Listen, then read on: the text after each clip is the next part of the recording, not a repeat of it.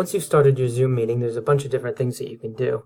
If you come down here to the taskbar, on the left-hand side, you can start and stop your video, and you can mute and unmute yourself. You can also invite more people into the meeting. So if you click Invite, this will pop up. You don't generally want to be using the default emails that you have. What you want to do is click Copy Invitation, and then go to your Outlook and just paste the invitation into your Outlook and then send it to your student. You can also share your screen if you want. So in the middle here, if you click Share, this will show you all the tabs that you have. So if you click one of the tabs and click Share, you share your tab. You can also just click Screen and it'll share your screen.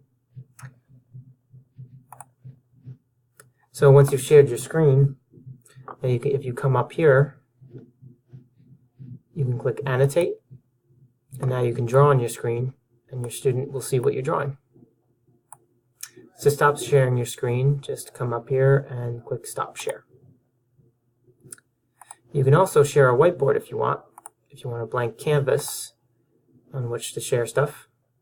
So you can draw on that as well, but you can also type text.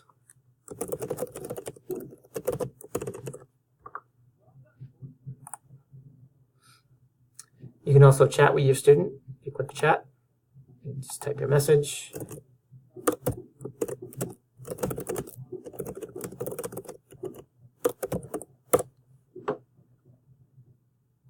And you can also record your meeting.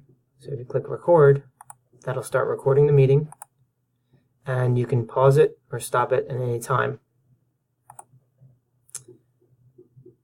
To end your meeting, you just click End Meeting. And if you have chosen to record your meeting, it'll ask you whether you want to keep the recording. And you could put it anywhere on your hard drive that you like.